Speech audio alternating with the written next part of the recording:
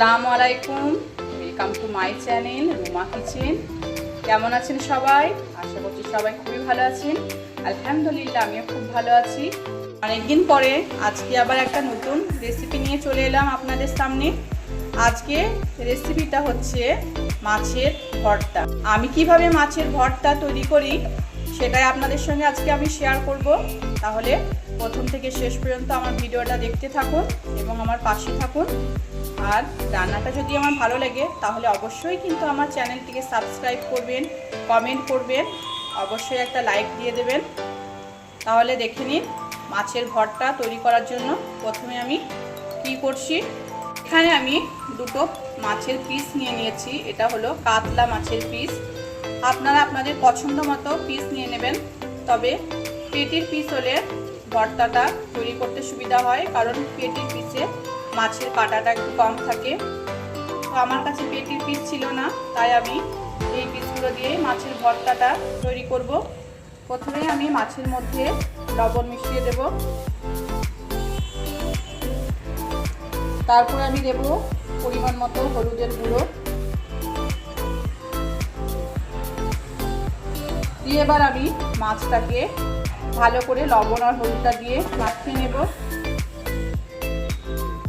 মাছের মধ্যে আমি লবণ আর হলুদটা ভালোভাবে মাখিয়ে নিয়েছি। এবার আমি মাছটাকে 10 মিনিট রেখে দেব। তারপরে আমি কিন্তু তেলের মধ্যে ফ্রাই করে নেব। তাহলে আবার আসছি আপনাদের সামনে।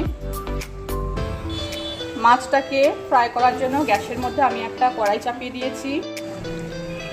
এবার আমি পরিমাণ মতো সরষের তেল দিয়ে দেব মাছটাকে ভাজার জন্য। তেলটা আমার খুব ভালোভাবে গরম হয়ে গেছে। এবার আমি মাছটা তেলের মধ্যে দিয়ে দেব।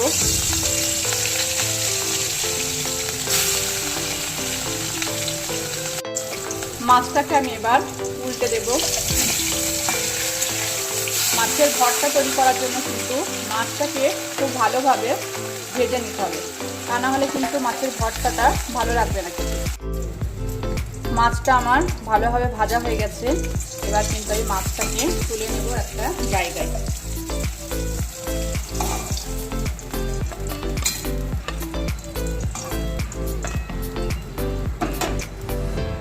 মাছ ভাজা তেলের মধ্যে আমি দুটো শুকনো লঙ্কা আর কয়েক টুকরো রসুন আমি ভালোভাবে ভেজে নেব।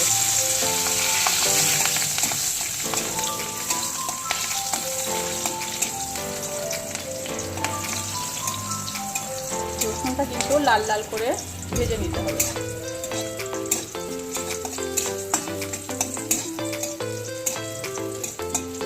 গরম গরম ভাত দিয়ে মাছের এই ভর্তা খেতে কিন্তু অসাধারণ লাগে। আপনারা কিন্তু অবশ্যই একবার আমার রেসিপিটা ফলো করে একবার তৈরি করবেন মাছের ভর্তা। দেখতেই পাচ্ছেন রসুন আর শুকনো লঙ্কা কিন্তু আমি খুব ভালোভাবে ভেজে নিয়েছি। এবার কিন্তু আমি এগুলোকে তুলে নেব। এবার ওই তেলের মধ্যে আমি কিছু পেঁয়াজ কুচি হালকা করে ভেজে নেব। পেঁয়াজটা কিন্তু আমি একবারে লাল লাল করে ভাজবো না।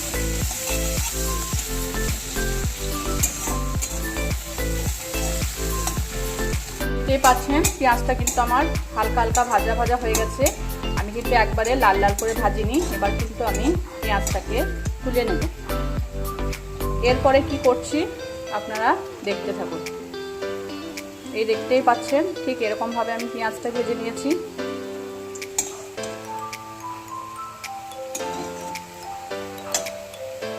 এবার আমি মাছ ভাজা থেকে কাঁটাগুলোকে ছাড়িয়ে নেব।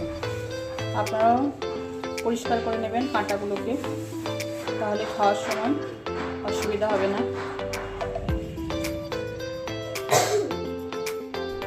দেখতেই পাচ্ছেন আমি কিন্তু মাছ থেকে কাঁটাগুলোকে পরিষ্কার করে নিয়েছি। একটা দুটো কাঁটা হয়তো থাকতে পারে, সেগুলো কিন্তু খাওয়ার সময় একটু দেখে খেতে হবে।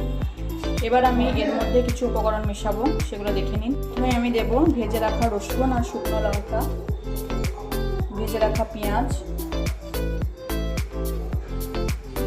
কিছু পরিমাণ কাঁচা লঙ্কা আর কাঁচা পেঁয়াজ,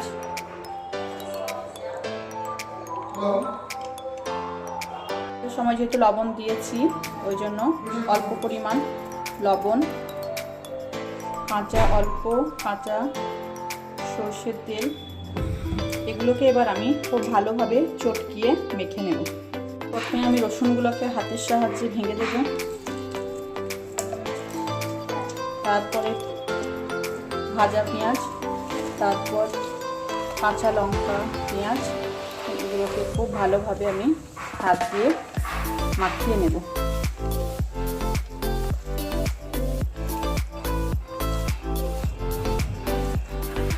এটা কিন্তু খেতে খুবই টেস্টি হয়। ধনেপাতা কুচি, আর আমি দেব লেবুর রস। তাহলে বন্ধুরা দেখে নিলেন কিভাবে আমি মাছের ভর্তাটা তৈরি করলাম। এরকমভাবে আপনারা অবশ্যই একবার তৈরি করবেন। আজকে আসছি, আবার কোনো দিন নতুন রেসিপি নিয়ে আপনাদের সামনে হাজির হব। খোদা হাফেজ, সবাই ভালো থাকবেন। উপর থেকে আমি একটু কাঁচা সর্ষের তেল দিয়ে দেবো,